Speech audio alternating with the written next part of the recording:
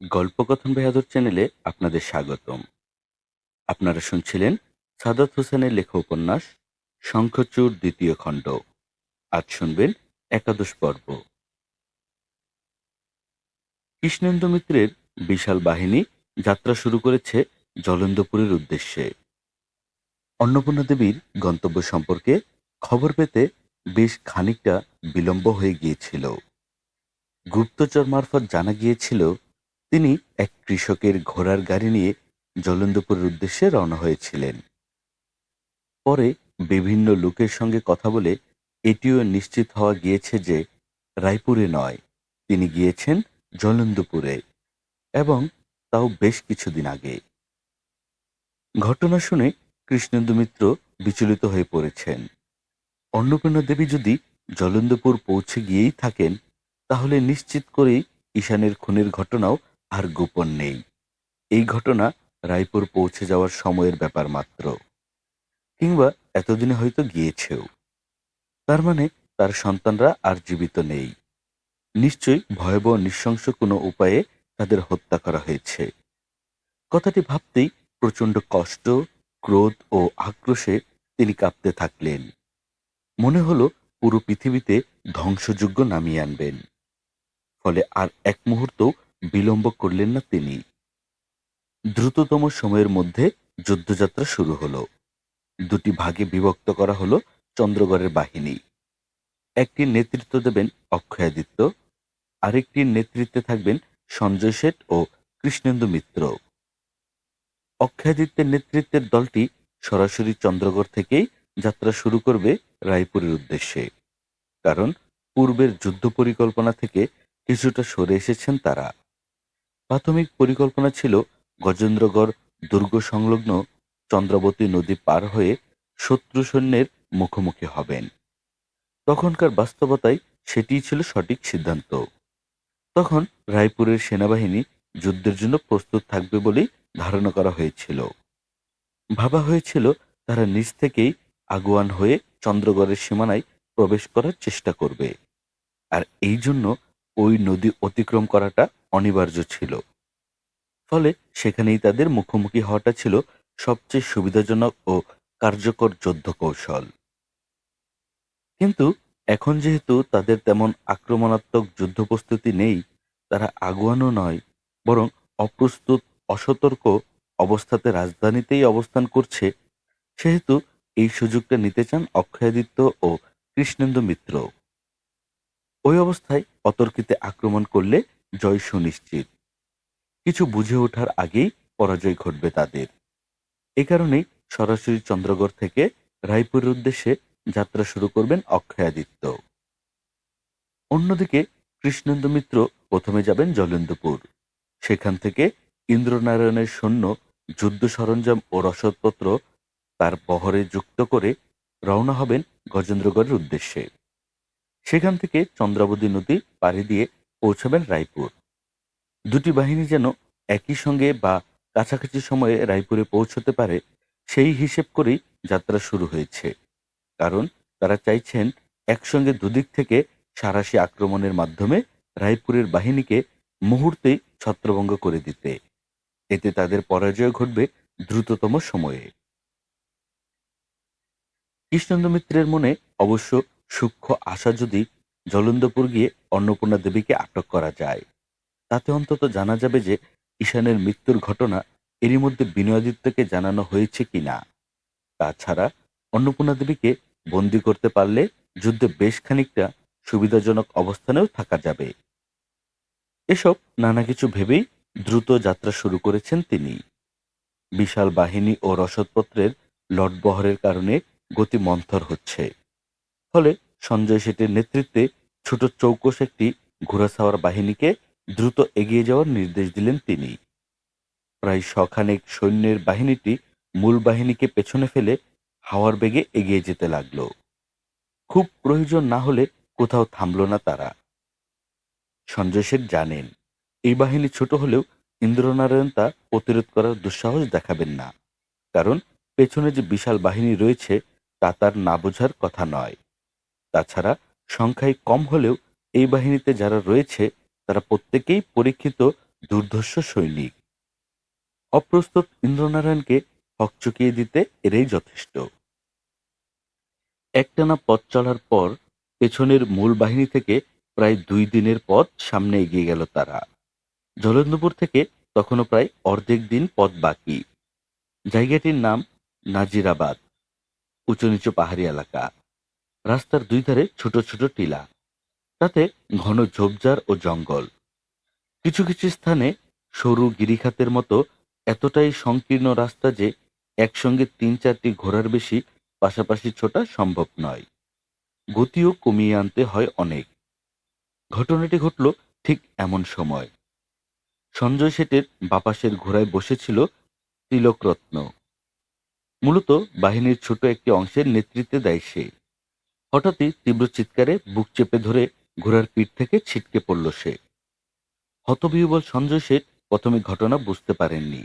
তিনি ভেবেছিলেন কোনো কারণে ঘোড়া হয়তো ভড়কে গিয়ে লাফিয়ে উঠেছিল, ফলে ছিটকে পড়েছে তিলক। কিন্তু তার হতবিহ্বল ভাব কাটার আগেই ডান পাশের সৈনিকটিও লুটিয়ে পড়ল মাটিতে। রক্তে তার বুক ভেসে যাচ্ছে। সেখানে অমল বিদ্ধ আরো একটি তীর। সম্পূর্ণ অপ্রস্তুত সঞ্জয় শেঠ চকিতে লাফিয়ে পড়লেন ঘোড়া থেকে। তারপর গড়িয়ে সরে গেলেন একটা পাথরের আড়ালে। কেউ একজন টিলার উপর থেকে তীর ছুড়ছে, কিংবা রাস্তার দুপাশের টিলা থেকেই। তিনি চিৎকার করে পেছনের সৈনিকদের সতর্ক করে দিলেন। থমকে দাঁড়ালো সকলেই। ততক্ষণে দুটি ঘোড়াও উন্মাদের মতো লাফাতে শুরু করেছে। তাদের চোখে ও গলায় তীর বিদ্ধ হয়েছে। তীব্র যন্ত্রণায় ছটফট করছে তারা। করুণ স্বরে হেঁসা ছাড়ছে। ফলে পেছনের ঘোড়াগুলো আতঙ্কিত ও বিভ্রান্ত হয়ে গেল। তাদের মুখ ঘুরিয়ে চটজলদি পেছনে সরে যাওয়ার চেষ্টা করতে লাগলো ঘোড়া সাওয়াররা, কিন্তু পারল না। কারণ এই সরু গলিতে এতগুলো ঘোড়া ততক্ষণে গায়ে গা মিশিয়ে দাঁড়িয়ে আছে। সামনের ঘোড়াগুলোর অবস্থা তাদের আতঙ্কিত করে ফেলেছে। ততক্ষণে দুপাশ থেকে ছুটে আসতে শুরু করেছে আরো তীর। সৈন্য সারির মাঝখান থেকে আরো কজন সৈনিক ভুলণ্ঠিত হলো। তাদের মৃত্যু যন্ত্রণায় ভারী হয়ে উঠল শান্ত দুপুর। খানিক আগে আত্মবিশ্বাসী নিশ্চিন্ত নির্ভার বাহিনীটি যেন চোখের পলকে মৃত্যু আতঙ্কে দিশেহারা বোধ করতে লাগলো।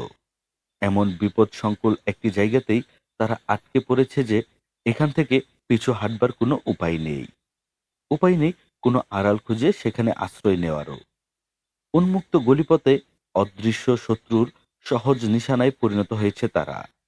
তবে আশার ব্যাপার হলো, যে হারে তীর ছুটে আসছে তাতে অন্তত এইটুকু বোঝা যাচ্ছে যে তীরন্দাজরা সংখ্যায় খুব বেশি নয়। কিন্তু ঠিক কতজন তীরন্দাজ তীর ছুড়ছে সেটিও নিশ্চিত হতে পারছিল না তারা। জনদশেক সৈন্য ততক্ষণে ধরাশায়ী হয়েছে। অন্যদের মধ্যেও ছড়িয়ে পড়েছে তীব্র আতঙ্ক। এই সময় পথের আড়াল থেকে সঞ্জয় শেঠ চিৎকার করে বললেন, সবাই ঘোড়া থেকে নামো, এক্ষুনি নামো। তারপর যতটা সম্ভব ঘোড়াকে ঢাল করে তার আড়ালে আশ্রয় নাও। সৈনিকেরা তাই করার চেষ্টা করল, কিন্তু এবার ঘটল আরো ভয়ঙ্কর ঘটনা। একসঙ্গে প্রায় 4টি তীর এসে বিঁধল একটি ঘোড়ার শরীরে। ঘোড়াটি মুহূর্তেই উন্মাদ হয়ে গেল। সে ছুটতে শুরু করলো দিক বিদিক। তাতে তার পায়ের তলায় পিষ্ট হতে লাগলো অন্য ঘোড়ার আড়ালে থাকা সৈনিকেরাও। তাদের ঘোড়াগুলো আর নিয়ন্ত্রণে থাকতে চাইল না, বরং আতঙ্কে দলছুট হতে লাগলো। তাদের তীক্ষ্ণ খুরের আঘাতে ক্ষতবিক্ষত হতে লাগলো মাটিতে শুয়ে আত্মরক্ষার চেষ্টা করতে থাকা সৈনিকেরা। অবস্থা বেগতিক দেখে সঞ্জয় শেঠ হামাগুড়ি দিয়ে উঠে যেতে লাগলেন টিলার গা বেয়ে। প্রচুর লতাপাতা ঝোপঝাড় থাকায় খাড়া টিলা বেয়ে উঠতে যেন খানিক আড়াল পাওয়া যাচ্ছে, তেমনি গড়িয়ে পড়ার আশঙ্কাও রোধ হচ্ছে। তিনি চিৎকার করে আবারও নির্দেশ দিলেন, শত্রুরা সংখ্যায় বেশি নয়, টিলার উপরে জঙ্গলেই তারা রয়েছে। তোমরা তীরের নিশানা এড়িয়ে যত দ্রুত সম্ভব ওপাশের টিলার উপরে উঠে যাও। আমরা এদিকে যাচ্ছি, ওদের খুঁজে বের করতে হবে। সঙ্গে সঙ্গে হামাগুড়ি দিয়ে উঠতে লাগলো সৈনিকেরা। প্রচুর ঝোপঝাড় থাকায় অদৃশ্য তীরন্দাজের দলটা এবার আর সুবিধা করতে পারল না। উন্মুক্ত সরু গলিপথে যতটা সহজে শত্রুদের লক্ষ্যভেদ করা যাচ্ছিল, এখন সেটি ঠিক ততটাই দূর হয়ে উঠল। কিন্তু তারপরও ঝোপের কম্পন লক্ষ্য করে অনুমানের ভিত্তিতেই তীর ছুটতে লাগলো অদৃশ্য তীরন্দাজরা। তাতে কিছু কিছু তীর লক্ষ্যভেদ করলেও বেশিরভাগ ক্ষেত্রেই লক্ষ্যচ্যুত হতে লাগলো। তীর ছুটছিল শৈলগিরি ও ৩ তীরন্দাজ সৈনিক। খবরটা গুপ্তচর মারফতই পেয়েছিল শৈলগিরি। চন্দ্রগড় থেকে বিশাল এক বাহিনী নিয়ে জলন্দপুর উদ্দেশ্যে রওনা হয়েছেন কৃষ্ণেন্দু মিত্র। অত বড় বাহিনী যে খুব দ্রুত পথ চলতে পারবে না তা জানত সে। সঙ্গে এও ভাবছিল, যদি তারা পৌঁছেই যায় তাহলে তাদের আক্রমণ থেকে নিজেদের রক্ষার কৌশল কি হবে। সবার প্রথমেই মাথায় এসেছিল আশপাশের দুর্গম পাহাড়ি জঙ্গলের কথা। আর সে কারণেই চারপাশটা ঘুরে দেখতে বেরিয়েছিল সে। এত বড় সৈন্যদল নিয়ে লুকিয়ে থাকার কোনো উপযোগী জায়গা পাওয়া যায় কিনা। কিন্তু ঘুণাক্ষরেও ভাবেনি কৃষ্ণেন্দু মিত্রের মূল বাহিনীর আগেই এমন আগুয়ান একটি ঘোড়াসাওয়ার দল এত দ্রুত জলন্দপুরের সীমানায় পৌঁছে যাবে। দূরে ঘোড়ার ঘুরে ধুলোর ঝড় দেখে হঠাৎ চমকে গিয়েছিল সে। তারপর কাছাকাছি আসতেই হতভম্ব হয়ে গেল। চন্দ্রগড় ও ভবানীপুরের পতাকাবাহী দলটা প্রায় নখের ডগায় পৌঁছে গেছে। এখন ছুটে গিয়ে অন্যদের সতর্ক করাও সম্ভব নয়। আবার কোনো ধরনের বাধা ছাড়াই ক্ষিপ্র এই দলটাকে এগিয়ে যেতে দিতেও মন সায় দিচ্ছিল না তার। কিন্তু মাত্র ৪ জন মানুষ তারা। এতজন সশস্ত্র দুর্ধর্ষ যোদ্ধাকে কি করে আটকাবে? তরিত আশপাশটা জরিপ করল শৈলগিরি। তারপর দুজন করে দলে ভাগ হয়ে ক্ষিপ্রতার সঙ্গে উঠে গেল রাস্তার দুই পাশের ২ টিলায়। সে জানত সংকীর্ণ গিরিখাতের মতো এই পথে মন্থর হতে হবে ঘোড়াসাওয়ারদের। ছড়িয়ে ছিটিয়েও ছুটতে পারবে না তারা। ফলে তাৎক্ষণিকভাবে তাদের বাধাগ্রস্ত করার এটিই সবচেয়ে সেরা সুযোগ। কিন্তু শৈলগিরি তখনও জানত না ঠিক কতক্ষণ দলটাকে আটকে রাখতে পারবে সে, কিংবা এর পরিণতিই বা কি হবে। সৈন্যরা যে এত ছত্রভঙ্গ হয়ে দুই পাশের টিলায় উঠতে শুরু করেছে, এটি বিপজ্জনক।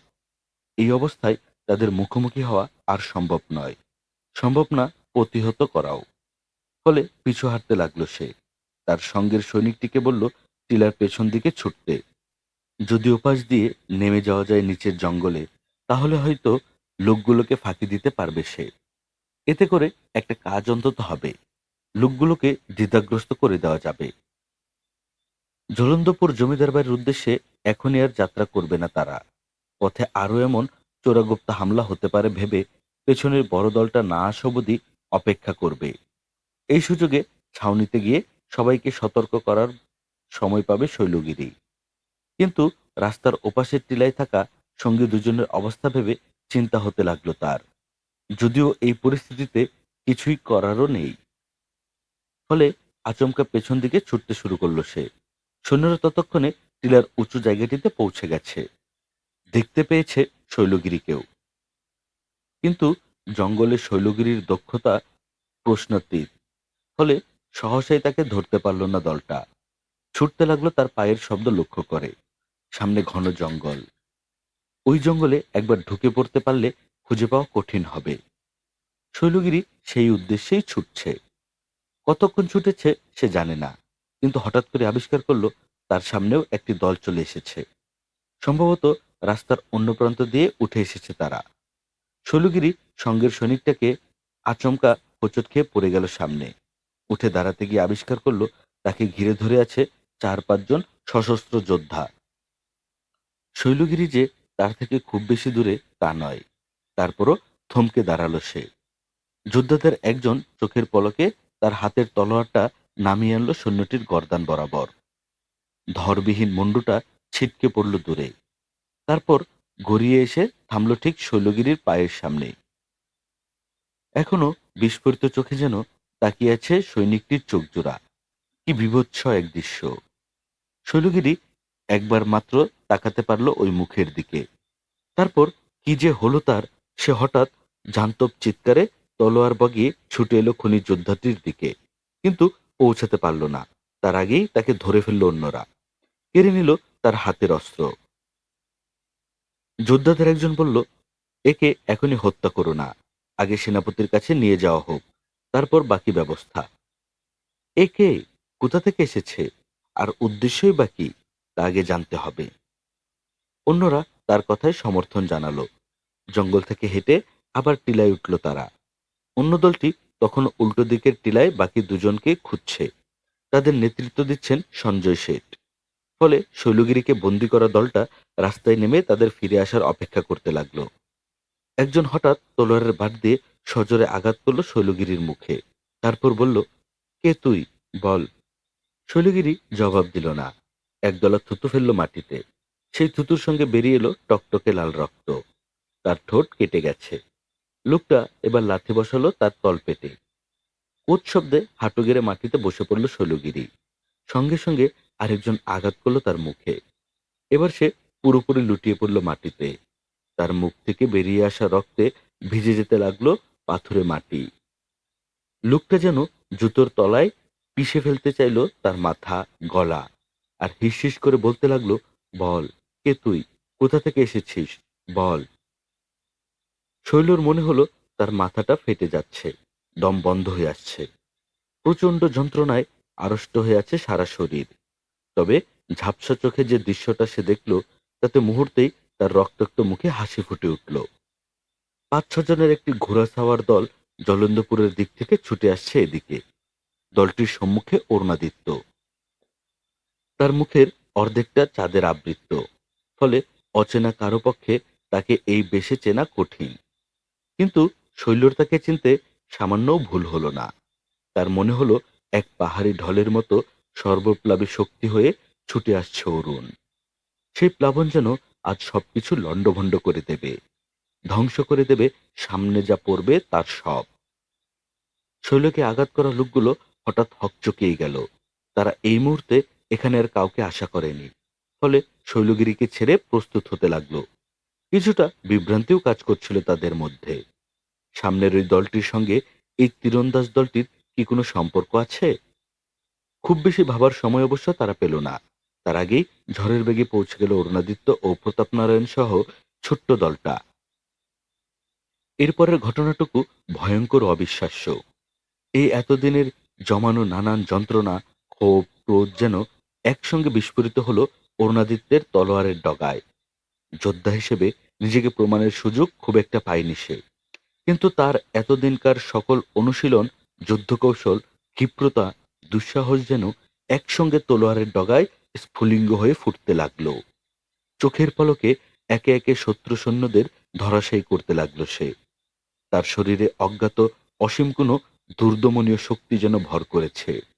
তীব্র গর্জন আর বিদ্যুৎ চমকের ন্যায় তলোয়ারের আঘাতে ছিন্নভিন্ন হয়ে যেতে লাগলো সামনে ছুটে আসা সকল যোদ্ধা।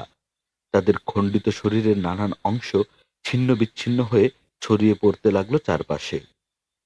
চিতাবাঘের ক্ষিপ্রতায় শত্রুদের চতুর্মুখী আঘাত এড়িয়ে পাল্টা আঘাত করতে লাগলো দুর্বিনীত এক দানবের মতো।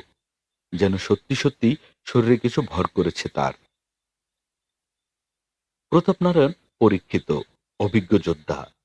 বড় বড় অনেক যোদ্ধাকেই খুব সামনে থেকে লড়াই করতে দেখেছেন। কিন্তু তিনিও মনে করতে পারলেন না এমন কিছু এর আগে কখনো প্রত্যক্ষ করেছেন কিনা। অরুণ যেন আর স্বাভাবিক অবস্থায় নেই। যেন এক প্রবল ক্রোধের ঘোর তাকে আষ্টেপৃষ্টে জড়িয়ে ধরেছে। সেই ঘোরে লড়াই করে যাচ্ছে সে। ওই ঘোর কাটানোর সাধ্য কারও নেই। তার শরীর জুড়ে রক্তের দাগ, চাদরাবৃত্ত মুখ রক্ত ঘামে মাখামাখি, চোখ জুড়ে অগ্নিদৃষ্টি। সেই দৃষ্টির ঝলক দুপুর রোদের ঝলকানিতে মিশে তলোয়ারের ধারালো শরীরে যেন রক্তের বান বইয়ে দিচ্ছে। মাত্র কিছুক্ষণ সময়, তাতেই জনপনেরও সৈনিকের ক্ষতবিক্ষত লাশ পড়ে রইল মাটিতে। আহতরা তখনও কাতরাচ্ছে। বাকি যে কজন ছিল তারা রীতিমতো দিশেহারা হয়ে পড়েছে। এই জীবনে এর আগে কখনো এমন কারো মুখোমুখি তারা হয়নি।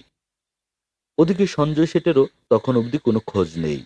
ফলে এই পরিস্থিতিতে নিজেদের করণীয় নিয়ে ভীষণ দিশেহারা বোধ করতে লাগলো তারা। অনেকেই ঘোড়া ঘুরিয়ে উল্টো দিকে ছুটতে শুরু করলো। বাকিরা টিলার গা বেয়ে আবারও উঠে যেতে লাগলো ওপরে। প্রতাপনারায়ণ আচমকা অরুণের সামনে এসে দাঁড়ালো। তারপর চিৎকার করে বলতে লাগলেন, যুবরাজ, আমাদের দ্রুত এখান থেকে ফিরে যেতে হবে। সবাইকে সতর্ক করতে হবে। তাছাড়া এই সৈন্যদের আরো একটি বড় অংশ আছে। তারা ফিরে আসার আগেই প্রস্থান করাটা বুদ্ধিমানের কাজ। অরুণ যেন তারপর নিবৃত্ত হতে চাইছিল না। সে চাইছিল পলায়নপর সৈনিকদের পিছু ধাওয়া করতে, কিন্তু শেষ মুহূর্তে আহত রক্তাক্ত শৈলগিরি তার পথ রোধ করে দাঁড়ালো। সেও ইশারায় জানালো যত দ্রুত সম্ভব সেনা ছাউনিতে ফিরে যাওয়া উচিত তাদের, কারণ বিশাল এক সৈন্যবহর নিয়ে কৃষ্ণেন্দু মিত্র জলন্ধপুরের পথে রয়েছেন। এই বাহিনীটি ছিল মূলত তাদের অগ্রগামী ছোট একটি দল।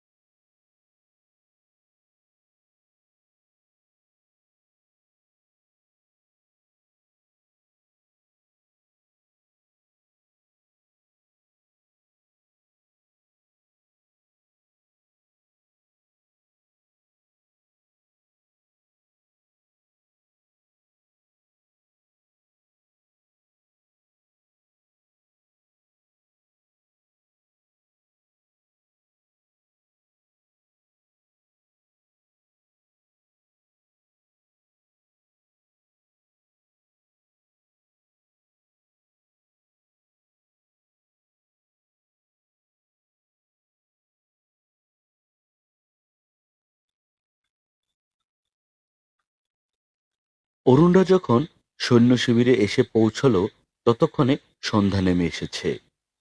সকালের আলোচনায় শৈলগিরির প্রসঙ্গে সকালের আলোচনায় শৈলগিরির প্রসঙ্গ উঠতেই কেউ একজন বলেছিল সে গুপ্তচর মারফত কি এক জরুরি সংবাদ পেয়ে গভীর রাতেই ৩ জন সৈনিক সহ বেরিয়ে গিয়েছে। কিন্তু কি সংবাদ পেয়ে বেরিয়ে গেছে তা কেউ নির্দিষ্ট করে বলতে পারল না। প্রথমে কয়েকজন প্রহরী পাঠিয়ে আশেপাশে তারা খোঁজ করা হলো প্রথমে কয়েকজন প্রহরী পাঠিয়ে আশেপাশে তার খোঁজ করা হলো, কিন্তু পাওয়া গেল না। বিষয়টা চিহ্নিত করে তুলল অরুণাদিত্যকে। ফলে প্রতাপনারায়ণ সহ কয়েকজন সৈন্য নিয়ে সে নিজেই তাকে খুঁজতে বের হলো। চারটি ঘোড়ার চারটি ঘোড়ার খুরের দাগ তখনও পড়েছিল কাঁচামাটির রাস্তায়। সেই দাগ ধরেই তারা এগিয়ে গিয়েছিল সামনে। ভাগ্য সহায় ছিল বলেই হয়তো ঠিক ওই সময়টাতেই ঘটনাস্থলে পৌঁছাতে পেরেছিল অরুণাদিত্য, না হলে কি হতো কে জানে। ফেরার পথে শৈলগিরিকে প্রচণ্ড ভকাঝকা করেছে অরুণ। কাউকে কিছু না জানিয়ে এমন অপরিণামদর্শী আত্মঘাতী একটি কাজের জন্য তার উপর ভয়ানক ক্ষুব্ধ সে। ফলে ফলে ফেরার পুরোটা পথ জুড়ে তার কঠিন ও রূঢ় সব বাক্যবাণে বিদ্ধ হতে লাগলো শৈলগিরি। সে যে এতটা আহত হয়েছে, রক্ত ঝরছে তার ক্ষতস্থান জুড়ে, তা যেন দেখার প্রয়োজনই বোধ করল না অরুণ। প্রবল অভিমানে কষ্টে বুক ভার হয়ে রইল শৈলগিরির, কিন্তু কোনো প্রত্যুত্তর করল না সে। ছাউনিতে ফিরে অবশ্য শৈলগিরি ক্ষতস্থানের যথাযথ পরিচর্যার নির্দেশ দিল অরুণ। অন্যদিকে প্রতাপনারায়ণকে দায়িত্ব দেওয়া হলো রাতের মধ্যেই পুরো জমিদার বাড়ি ফাঁকা করার। সকল রসদ, যুদ্ধ সরঞ্জাম, প্রয়োজনীয় জিনিসপত্র নিয়ে ভোরের মধ্যেই জলন্তপুর জঙ্গলের যতটা সম্ভব ভেতরে সরে যেতে হবে। কেবল হাতিয়ারগুলো রয়ে যাবে হাতিশালায় কেবল হাতিগুলো রয়ে যাবে হাতিশালায়। অরুণের ধারণা তারা এই যুদ্ধে যে কৌশল অবলম্বন করতে যাচ্ছে তাতে হস্তি বাহিনী খুব একটা কার্যকর হবে না, কারণ অতর্কিতে কারণ অতর্কিতে ঝটিকা আক্রমণের ক্ষেত্রে হাতির আকার, ওজন ও গতি সমস্যাজনক। তাছাড়া মূল যুদ্ধক্ষেত্রটি কোথায় হবে এবং সেখানে কি পরিস্থিতি থাকবে তাও তারা আগেভাগে কিছু জানে না। তাদের মূলত নির্ভর করতে হবে যুদ্ধক্ষেত্রের তাৎক্ষণিক অবস্থার উপর।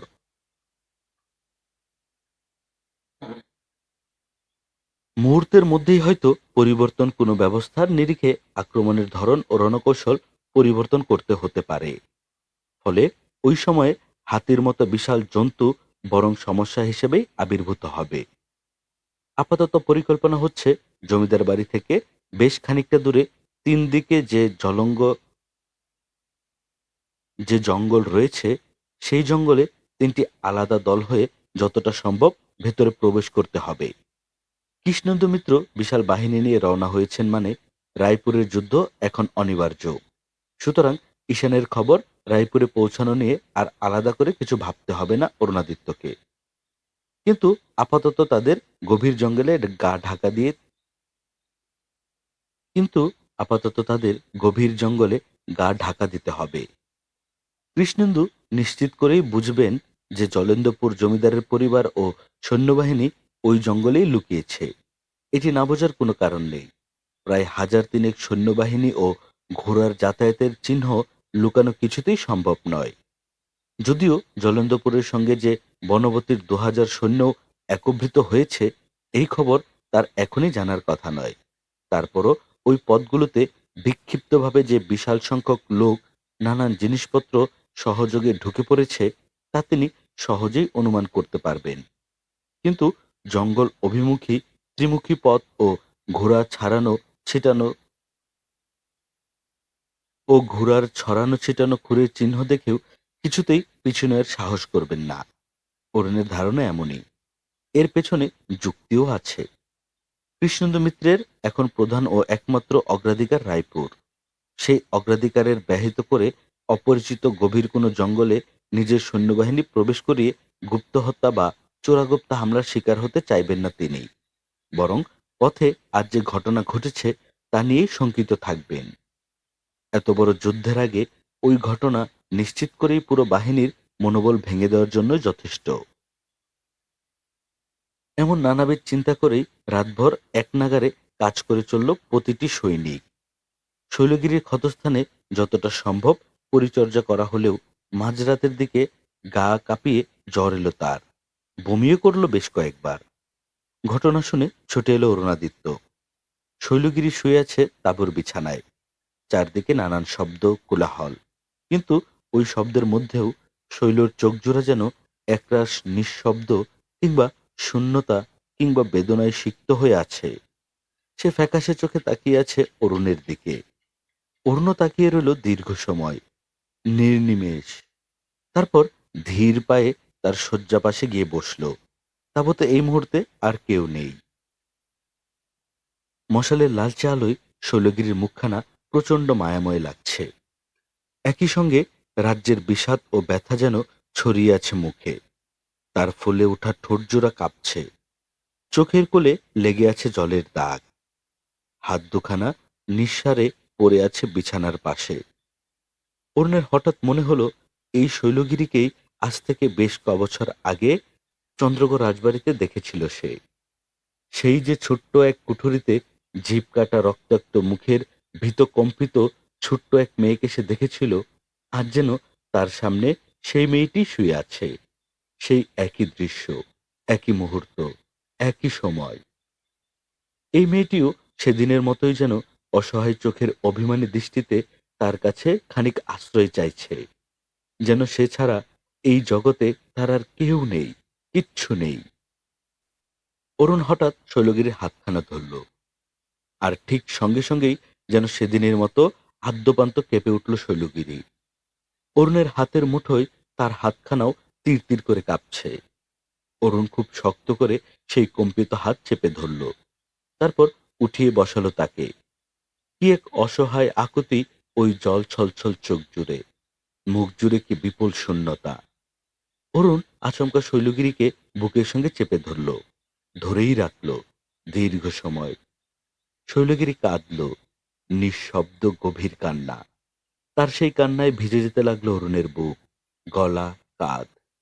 সে শৈলর লম্বা ঘন কালো চুলে হাত বুলিয়ে দিতে লাগলো। তারপর বলতে লাগলো, আমি আছি, আছি তো, এই তো আমি আছি। অন্যের কণ্ঠে কি ছিল কে জানে। শৈলগিরি হাউমাউ করে কেঁদে ফেলল। তার সেই কান্না অরুণের বুকের খুব গহীনে কোথাও সুতীব্র এক অনুভবের স্পর্শ হয়ে ছুঁয়ে যেতে লাগলো। সে তার মুখখানা দুহাতে তুলে ধরল।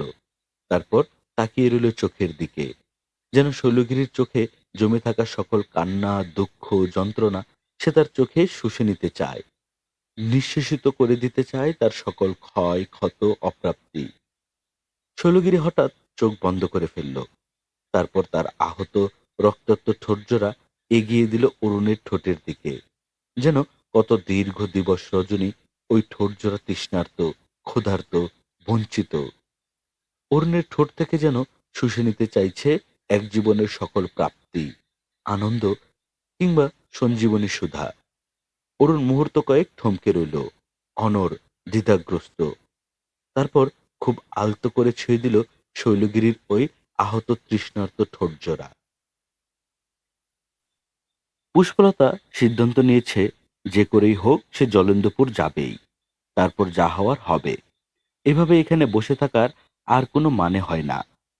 জলেন্দ্রপুরে কৃষ্ণেন্দু মিত্র সত্যি সত্যি আক্রমণ করেছেন কিনা তার কোনো সুনির্দিষ্ট তথ্য যেহেতু এখনো কারো কাছে নেই, সেহেতু অর্ধ ও অনিশ্চিত এক তথ্যের উপর ভিত্তি করে সে আর এখানে এভাবে হাত পা গুটিয়ে বসে থাকতে পারে না। তাছাড়া এর মধ্যে সে নিজেই খানিক খোঁজখবর করার চেষ্টা করেছিল। তাতে যা শুনেছে, কৃষ্ণেন্দু মিত্র নাকি সেবার আর জলেন্দ্রপুরে যাননি। কি এক ঘটনায় মাঝপথ থেকেই ফিরে যেতে হয়েছিল তাকে। যদি সত্যি সত্যি তাই হয়, তাহলে এখানে আর এভাবে অপেক্ষা করার কোনো মানেই নেই। বরং অরুণাদিত্যের ঘটনা তাকে রীতিমতো উন্মাদ, দিশেহারা করে তুলেছে। এ যেন স্বপ্নেরও অতীত এক ব্যাপার। যে মানুষটার সঙ্গে অতদিন পাশাপাশি পথ চলেছে, যার আচরণে, কথায়, দর্শনে তার প্রতি অপার মুগ্ধতা তৈরি হয়েছিল, যে মুগ্ধতার অন্য নাম আসলে ভালোবাসা, সেই ভালোবাসাকে সে শত চেষ্টায় দমন করতে চেয়েছিল। নিজের সীমাবদ্ধতা ও প্রতিশ্রুতির কথা ভেবে বেপরোয়া, দুর্দমনীয় সেই অনুভূতিকে লুকিয়ে রাখতে হয়েছিল বুকের গহীন কোণে। কারণ সে বিবাহিত, তার স্বামী রয়েছে। ওরকম একজন নারী অন্য কোনো পুরুষের প্রেমে পড়তে পারে না, ভালোবাসতে পারে না। এ অন্যায়, ভীষণ অন্যায়। অথচ কি আশ্চর্য, সেই মানুষটা আসলে তার নিজেরই স্বামী, তার নিজের মানুষ। ভগবান একে নিষ্ঠুর খেলা খেললেন তার সঙ্গে। এত যুদ্ধ, জঞ্জা, বিপদ শেষে যখন সে জানল ওই মানুষটিই তার স্বামী, আর তখনই কিনা সে চলে গেছে তার দৃষ্টির বহু দূরে। এ কি বিচিত্র গোলকধাঁধায় ভগবান তাকে ফেলেছেন। এর থেকে তার মুক্তি কিসে? এ কদিনে এক মুহূর্তের জন্য স্থির হতে পারেনি পুষ্পলতা।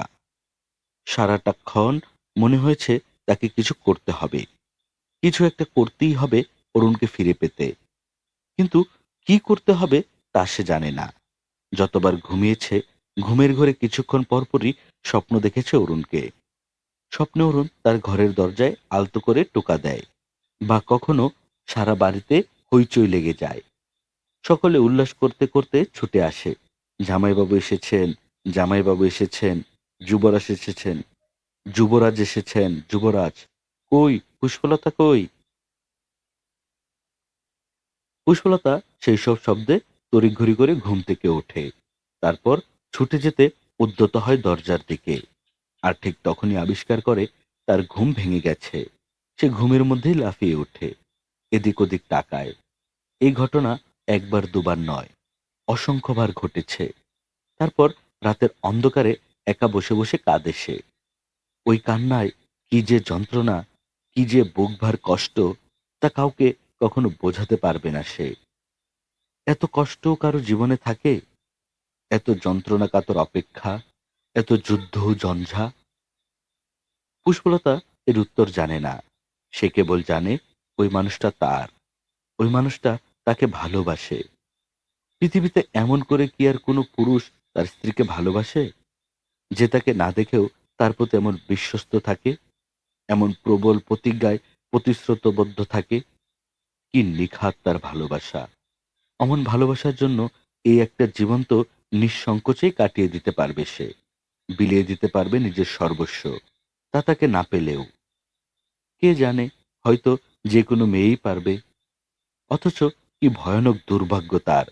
সব পেয়েও সব হারানোর এই যে অবর্ণনীয় অতল কষ্ট, তা তাকে বিষমাখা তীরের ফলায় বিদ্ধ করে চলছে। এ থেকে তার মুক্তি কিসে?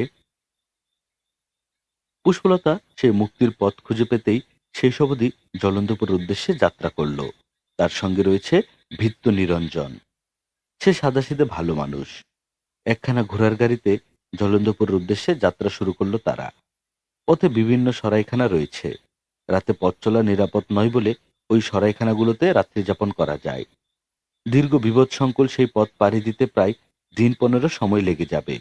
কিন্তু পুষ্পলতার কাছে মনে হতে লাগলো এ যেন 15 দিন নয়, 15 বছর, কিংবা তারও বেশি।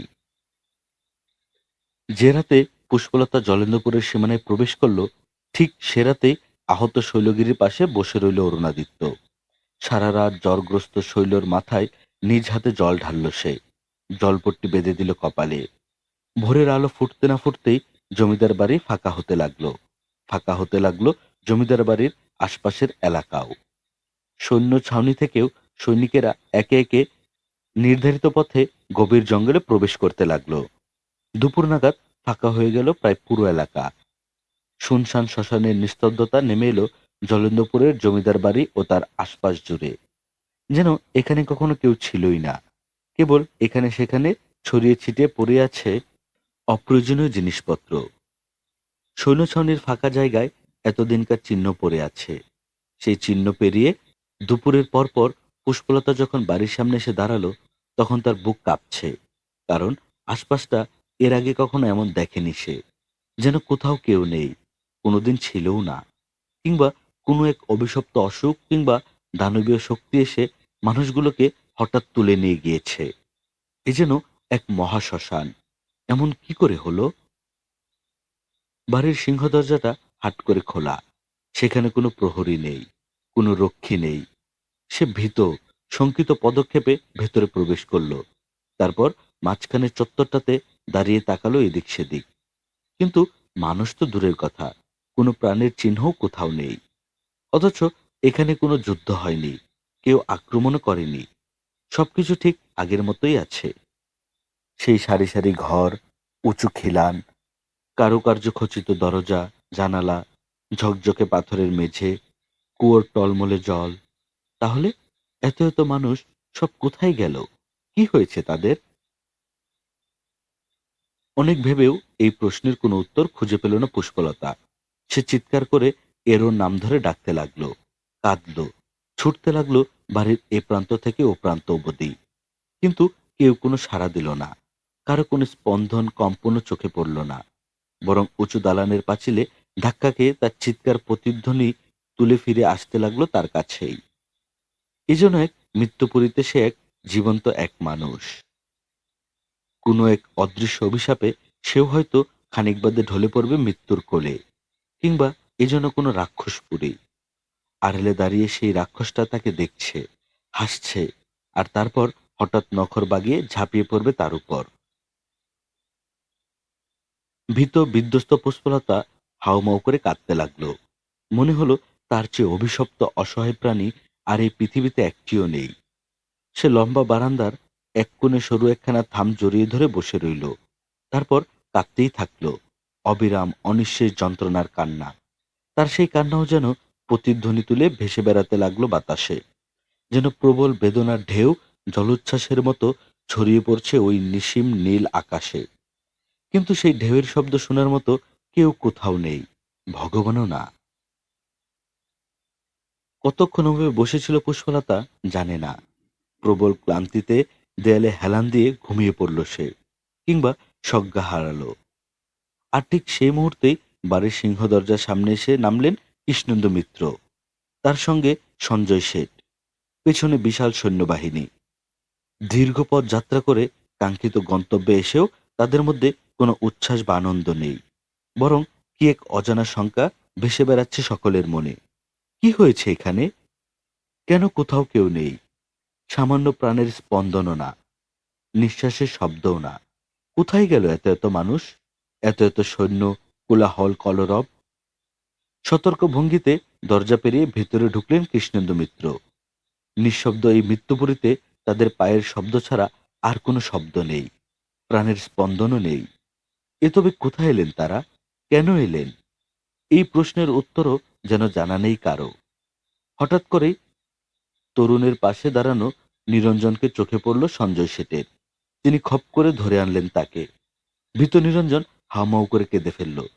সঞ্জয় শেঠ রূঢ় কণ্ঠে বললেন, কি হয়েছে এখানে? কোথায় সকলে? এত লোকজন, সৈন্য সরঞ্জাম দেখে ভয় পেয়ে গেছে নিরঞ্জন। সে কাঁদতে কাঁদতে বলল, আমি কিছু জানি না, আমি কিছু জানি না কর্তা। জানিস না মানে? বল কি হয়েছে? সবাই কোথায় গেছে? নিরঞ্জন বলল, আমি সত্যিই কিছু জানি না। এখানে আমার আবাসও নয়। আমি এসেছি বহুদূরের রামচন্দ্রপুর থেকে। এইমাত্র এলাম, এসে দেখি এই অবস্থা।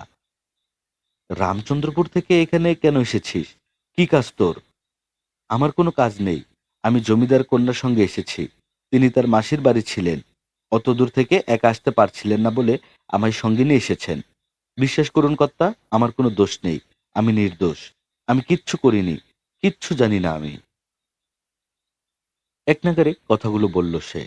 ভয়ে তার গলা কাঁপছে, চোখ বেয়ে জল ঝরছে। কৃষ্ণেন্দু মিত্র এতক্ষণ তার কথা শুনছিলেন। এবার হঠাৎ কৌতূহলী হয়ে উঠলেন। বললেন, জমিদার কন্যা মানে? জমিদার ইন্দ্রনারায়ণের কন্যা পুষ্পলতা? আজ্ঞে কর্তা। সে কোথায়? ওই যে ভিতর বাড়ির বারান্দায় বসে কাঁদছেন। কাঁদছেন কেন? কি হয়েছে এখানে? কি হয়েছে তা তিনিও জানেন না, আমরা কেউ জানি না। অত দূর পথ পেরিয়ে এই কেবল এলাম আমরা। এসে দেখি কোথাও কেউ নেই, কিচ্ছু নেই। কাউকে যে জিজ্ঞেস করে জানবো সেই উপায়ও নেই। এই জন্য কাঁদছেন। কৃষ্ণেন্দু মিত্র দ্রুত পায়ে ভেতর বাড়িতে ঢুকলেন। বারান্দায় তখন পুষ্পলতা ঘুমোচ্ছে। তার চোখে কান্নার দাগ, চুল এলোমেলো, অবিন্যস্ত আলুথালু পোশাকে মৃত মানুষের মতো লাগছে তাকে। কৃষ্ণেন্দু মিত্র তার সামনে গিয়ে দাঁড়ালেন। তারপর বার কয়েক কাশির শব্দে জাগিয়ে তোলার চেষ্টা করলেন। কিন্তু পুষ্পলতা সম্ভবত সংজ্ঞা হারিয়েছে। তিনি পেছন ফিরে একজন সৈনিককে ডাকলেন। তারপর চিহ্নিত গলায় বললেন, একে একখানা জুড়িগাড়িতে তোলো। বলেই সঞ্জয় শেঠের দিকে তাকালেন। বললেন, আশপাশটা খুঁজে দেখার ব্যবস্থা করুন। দেখুন কে কোথায় আছে, কি হয়েছে এখানে। তবে সাবধান, চারপাশে সতর্ক দৃষ্টি রাখতে বলুন সবাইকে। এক মুহূর্তের জন্যও যেন কেউ অপ্রস্তুত না হয়, সতর্কতায় ঢিল না দেয়। বলা যায় না, এ নতুন কোনো ফাঁদও হতে পারে। সুতরাং সাবধান, খুব সাবধান। কুঞ্জবালা যখন ঈশানের মৃত্যুর খবরটা দিল, তখন সৃজিতা দাঁড়িয়েছিল পালঙ্কের কাছে। সে যেন কুঞ্জবালার চেহারা দেখেই কিছু একটা আঁচ করতে পেরেছিল। ফলে তাকে আর সামলে নেওয়ার সময় দিল না। তাৎক্ষণিক জেরা করতে আরম্ভ করল। এমন ভয়াবহ একটি দুঃসংবাদ দেওয়ার জন্য যে প্রস্তুতি দরকার, তার কিছুই পেল না কুঞ্জ। সৃজিতা শান্ত কণ্ঠে বলল, কি হয়েছে সরাসরি বল। আমি সব রকমের সংবাদ শুনতেই প্রস্তুত। বিনয়দিত্য যেন ঘটনা বুঝতে পারছিলেন না। তিনি বললেন, কি আবার হবে? ও নিশ্চয়ই কোনো ভালো খবর নিয়ে এসেছে। সৃজিতা হঠাৎ চিৎকার করে উঠল, বলল, আপনি চুপ করুন। ও কি খবর নিয়ে এসেছে তা ওকেই বলতে দিন। কুঞ্জবালা তারপরও বলতে পারছিল না। সে জানে না এই সংবাদ সে কি করে সৃজিতাকে দেবে। সৃজিতা এবার এক পা এগিয়ে এলো সামনে। তারপর বলল, বল কি হয়েছে? আমার ঈশানের কিছু হয়েছে? আজ্ঞে, বলে ঢোক গিলল কুঞ্জবালা। তারপর জিভে ঠোঁট ভিজিয়ে নিয়ে বলল, আজ্ঞে। আজ্ঞে মানে? বার কয়েক চেষ্টা করেও কথা শেষ করতে পারল না সে। সৃজিতা এবার ক্ষিপ্ত হয়ে উঠল। কয়েক কদম সামনে এগিয়ে আচমকা কষির চর বসালো কুঞ্জবালার গালে। তারপর হিসহিসে কণ্ঠে বলল, আরেকবার বিলম্ব হলে আমি তোর জিভ টেনে ছিঁড়ে ফেলবো কুঞ্জ। আমার ঈশানের কি হয়েছে বল। কুঞ্জ বলল, বলার পরে ফ্যাল ফ্যাল করে তাকিয়ে রইল সে। তার চোখে ফ্যাকাশে দৃষ্টি। সৃজিতা কোনো কথা বলল না। তবে বিনয়াদিত্য আচমকা উন্মাদের মতো চিৎকার করতে লাগলেন। দুহাতে বুক চাপড়াতে লাগলেন নিজের। প্রবল বেগে মাথা ঠুকতে লাগলেন দেয়ালে। সেই আঘাতে তার কপাল ফেটে দরদর করে রক্ত ঝরতে লাগলো, কিন্তু কেউ তাকে নিবৃত্ত করতে পারল না। সিজিত অবশ্য কোনো প্রতিক্রিয়া দেখালো না। সে যেমন দাঁড়িয়েছিল তেমন দাঁড়িয়েই রইল, তার চোখে শূন্য দৃষ্টি, যেন এই জগতের কোথাও সে নেই, কিংবা ছিল না কখনো। কেবল সময় কেটে যেতে লাগলো নিঃশব্দ নিস্তরঙ্গ, কিংবা স্থির হয়ে রইল এই ঘরখানাতে অন্তহীন শূন্যতার প্রতিভ্রু হয়ে। তারপর আচমকাই ঘটনা ঘটল। সৃজিতা লুটিয়ে পড়ল মাটিতে। দুজন দাসী এসে ধরল তাকে, কিন্তু ততক্ষণে সংজ্ঞা হারিয়েছে সে। তার সংজ্ঞা ফিরল পরদিন সকালে, কিন্তু তারপরও কিছুই বুঝতে পারছিল না সে। কি হয়েছে, কেন এভাবে এখানে শুয়ে আছে, বুঝতে বেশ খানিকটা সময় লাগলো তার। তারপর আচমকা উঠে দাঁড়ালো। আলোথালো চুল আর অবিন্যস্ত পোশাকেই ছুটতে লাগলেন দীর্ঘ বারান্দা ধরে। তারপর আবার ফিরে এলো বিনয়াদিত্যের কাছে। তারপর তাকে জড়িয়ে ধরে কাঁদতে লাগলো। আমার ঈশান, আমার ঈশান, আপনি বলুন আমার ঈশানের কিছু হয়নি, আমার ঈশান বেঁচে আছে, বলুন আপনি, বলুন। বিনয়াদিত্যের অবস্থা আরো করুণ। তার কিছুতে বিশ্বাস হচ্ছে না এমন কিছু কখনো ঘটতে পারে, বা কুঞ্জ যা বলছে তা সত্যি। তিনি তাই অজস্রবার এই প্রশ্নটা করেছেন কুঞ্জকে। তুই যা বলছিস তা সত্যি নয়, তাই না? আজ্ঞে সত্যি। কি সত্যি? কুঞ্জ জবাব দিল না। সত্যি করে বল, কি সত্যি? ঈশান বেঁচে আছে, তাই না? তুই ইচ্ছে করে মিথ্যে বলছিস। আজ্ঞে না। আজ্ঞে হ্যাঁ বল, হ্যাঁ বল, বল। কুঞ্জ কথা বলল না। তোকে কি এই কথা শিখিয়ে দেওয়া হয়েছে, শিখিয়ে পাঠানো হয়েছে এখানে? কেন শেখানো হয়েছে বল আমাকে, কে শিখিয়েছে? আমাকে কেউ কিছু শেখায়নি, আমি যা বলেছি তাই সত্যি। তুই নিজ চোখে দেখেছিস? আজ্ঞে হ্যাঁ। অরিন্দম এই কাজ করেছে? আজ্ঞে হ্যাঁ। তুই সত্যি সত্যিই দেখেছিস? আজ্ঞে হ্যাঁ। কোথাও ভুল হয়নি তো তোর? আজ্ঞে না।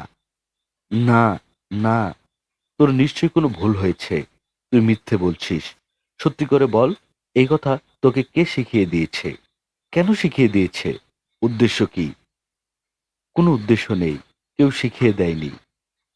না, না, আমি তোর কথা বিশ্বাস করি না। নিশ্চয়ই কোনো ষড়যন্ত্র আছে এর পেছনে। সেই ষড়যন্ত্রটা কি আমায় বল। কৃষ্ণেন্দু মিত্র শিখিয়ে দিয়েছে? তিনি কেন শেখাবেন? তাহলে তো তারই ক্ষতি। আপনি তখন তার সন্তানদের হত্যা করবেন। ও, তাও তো কথা।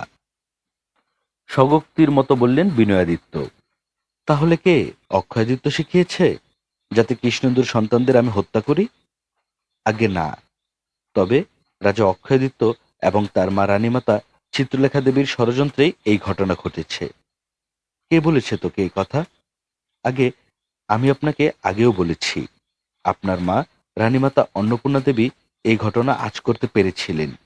পেরেই আমরা ঈশানকে নিয়ে পালানোর পরিকল্পনা করেছিলাম, কিন্তু শেষ পর্যন্ত পারিনি। একদম শেষ মুহূর্তে অরিন্দম মিত্র এসে উপস্থিত হয়। আর তারপর বলে থেমে গেল কুঞ্জবালা। কথা শেষ করতে পারল না সে। এই একই কথা গতকাল থেকে এখন অবধি অসংখ্যবার বলেছে। অসংখ্যবার একই প্রশ্ন করেছেন বিনয়াদিত্য। তবে এবার আর প্রশ্ন করলেন না, উঠে দাঁড়ালেন তিনি। তারপর বিশ্বম্বর রায়কে বললেন, আমাকে একখানা কুঠারের ব্যবস্থা করে দিন, ভারী ধারালো কুঠার। কুঠার দিয়ে কি করবেন? কুঠার দিয়ে কি করব তা আপনি নিজ চোখে দেখবেন। আসুন আমার সঙ্গে, আসুন। তার আগে কাউকে বলুন আমায় একখানা কুঠার দিতে, ভারী ধারালো কুঠার, যাতে মাথার উপর কোপ দিলে কাঠের চেলার মতো অর্ধেক শরীর অবধি চিড়ে যায়। একটু ব্যবস্থা করে দিন না। বিশ্বম্বর রায় কথা বললেন না, তিনি দাঁড়িয়ে আছেন স্থির। বিনোদিত্য অবশ্য তার অপেক্ষা করলেন না আর, উঠে হাঁটতে শুরু করলেন। দরজা দিয়ে বেরিয়ে দ্বাররক্ষীকে বললেন কুঠারের ব্যবস্থা করতে। কুঠার চলে এলো কিছুক্ষণের মধ্যেই। তিনি সেই কুঠার হাতে এগিয়ে যেতে লাগলেন কারাকক্ষের দিকে। সেখানে কৃষ্ণেন্দু মিত্র দুই সন্তান ও স্ত্রী বন্দী। নামে কারাকক্ষ হলেও এই ঘরগুলোতে মূলত সকল সুযোগ সুবিধাই রয়েছে। বিশেষ কয়েকদিনের জন্য এগুলো বানানো হয়েছে। কৃষ্ণেন্দু মিত্রের পরিবারকে এতদিনেও কোনো অযত্ন হতে দেননি বিনয়াদিত্য। তার ধারণা ছিল এর বিনিময়ে হলেও ঈশানকে সুস্থ স্বাভাবিক অবস্থায় ফিরে পাবেন তিনি। কিন্তু এখন এখন কি হবে? অনেক ভেবেও নিজেকে সামান্য সময়ের জন্য স্থির রাখতে পারছেন বিনয়াদিত্য। এক মুহূর্তের জন্য মাথায় আনতে পারছেন না যে সত্যি সত্যি ঈশান নেই। ওইটুকু এক শিশুকে খুন করা হয়েছে। কিভাবে খুন করা হয়েছে এ বিষয়ে স্পষ্ট করে কিছু বলতে চায়নি কুঞ্জবালা। কিন্তু সেটি যে খুব স্বাভাবিক কিছু ছিল না তা তিনি বুঝতে পারছেন। তার চোখে এখনো দৃশ্যটা ভাসছে, শেষ দৃশ্য। তিনি যখন চন্দ্রগড় রাজবাড়ি থেকে মায়ের আকস্মিক নির্দেশে গজেন্দ্রগড় দুর্গের উদ্দেশ্যে রওনা হবেন, তখনও ঈশান ও ত্রিশান পাশাপাশি শুয়েছিল। জানালা দিয়ে ভোরের তেরছা রোদ এসে পড়ছিল তাদের মুখে। তিনি শেষবারের মতন চুমু খেয়েছিল দুই শিশুপুত্রের মুখে। আচ্ছা, তখন কেন তার বুকটা কেঁপে উঠেছিল? কেন মুহূর্তের জন্য মনে হয়েছিল এই বুঝি তাদের শেষ দেখা, এরপর আর কখনো দেখা হবে না তাদের? কেন অমন মনে হয়েছিল?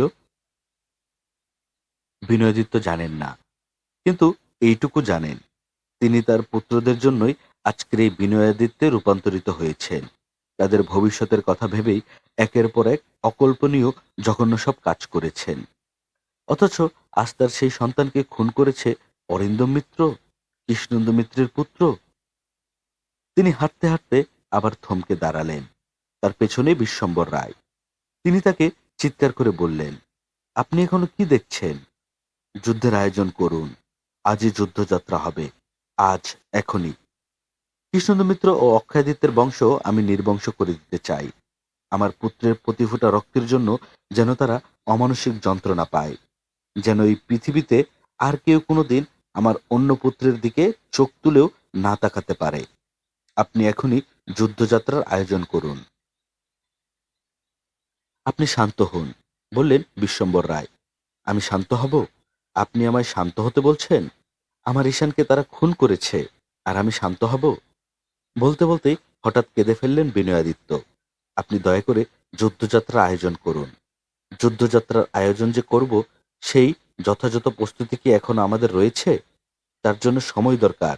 আপনি তো যুদ্ধ প্রস্তুতি নিয়ে খুব তোড়জোড় করতে না করেছিলেন। বলেছিলেন যুদ্ধ হবে না, যুদ্ধের বিষয়টি আপনি অন্যভাবে সমাধান করবেন, বলেননি? বলেছিলাম।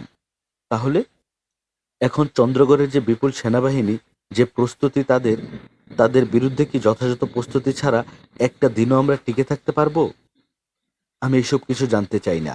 আমি শুধু জানতে চাই, এই যুদ্ধ জিততে চাই আমি, যে কোনো মূল্যে জিততে চাই। বিশ্বম্বর রায় কথা বললেন না। তিনি ভগ্নিপতির মানসিক অবস্থা বুঝতে পারছেন। বিনয়াদিত্য স্বাভাবিক অবস্থায় নেই, অপ্রকৃতস্থের মতো আচরণ করছেন। এই অবস্থা থেকে তাকে ফিরিয়ে আনতে না পারলে বিপদ। সমস্যা হচ্ছে, ততক্ষণে কৃষ্ণেন্দু মিত্রের সন্তানদের কারাকক্ষের সামনে এসে দাঁড়িয়েছেন তিনি। কারারক্ষীকে বললেন, দরজা খোলো। তার হাতে উদ্যত কুঠার দেখে কারারক্ষী ভরকে গেল, কিন্তু সঙ্গে বিশ্বম্বর রায়কে দেখে কোনো কথা বলল না। দরজা খুলে দিল সে। বিনয়াদিত্য কৃষ্ণেন্দু মিত্রের কনিষ্ঠ পুত্র অনিন্দকে কারাগার থেকে বাইরে বের করলেন। তারপর তাকে নিয়ে গেলেন তার মায়ের ঘরের সামনে। তারপর চিৎকার করে বললেন, আমার জ্যেষ্ঠ পুত্র ঈশানকে হত্যা করেছে। এখন আমার পুত্র ত্রিশান্ত আর মানুষ খুন করার মতো বড় হয়নি, তাই তার পক্ষ থেকেই তার ভ্রাতা হত্যার প্রতিশোধ আমি নেব। আপনার সৌভাগ্য, মা হিসেবে সেই দৃশ্য আপনি নিজ চোখে প্রত্যক্ষ করবেন। বলেই বিনয়াদিত্য তার হাতের কুঠারখানা মাথার উপর তুললেন। কৃষ্ণেন্দু মিত্রের স্ত্রী তীব্র চিৎকারে কাঁদতে লাগলেন। হাত তুলে অনুনয় বিনয় করতে লাগলেন। লোহার গরাদ ভেঙে বেরিয়ে আসতে চাইলেন, কিন্তু পারলেন না। বিনয়াদিত্যের উদ্ধত ধারালো কুঠারখানা ততক্ষণে নেমে আসতে শুরু করেছে তার পুত্র অরিন্দমের ঠিক মাথা বরাবর। আর এক মুহূর্তের অপেক্ষা। তারপরেই অনিন্দের মস্তিষ্ক ছিন্ন ভিন্ন হয়ে ছড়িয়ে পড়বে চারপাশে। তার তীব্র আর্তনাদে ভারী হয়ে উঠবে বাতাস। কারাগারের ভেতর থেকেই একজন মা দেখবেন তার চোখের সামনে প্রাণাধিক প্রিয় সন্তানকে কি বীভৎস উপায়ে না হত্যা করা হয়েছে। কৃষ্ণেন্দু মিত্রের স্ত্রী হঠাৎ চোখ বন্ধ করে ফেললেন। অনিন্দর গণবিদারী চিৎকারে জগৎ টলে উঠল। তিনি মূর্ছা গেলেন সঙ্গে সঙ্গেই, লুটিয়ে পড়লেন কনকনে ঠান্ডা শক্ত মেঝেতে। রক্তে ভেসে যেতে লাগলো চারপাশ। প্রিয় শ্রোতা বন্ধুরা, আপনারা শুনছিলেন সাদাত হোসেনের লেখা উপন্যাস শঙ্খচূড় দ্বিতীয় খণ্ড। আজ শুনলেন 11 পর্ব।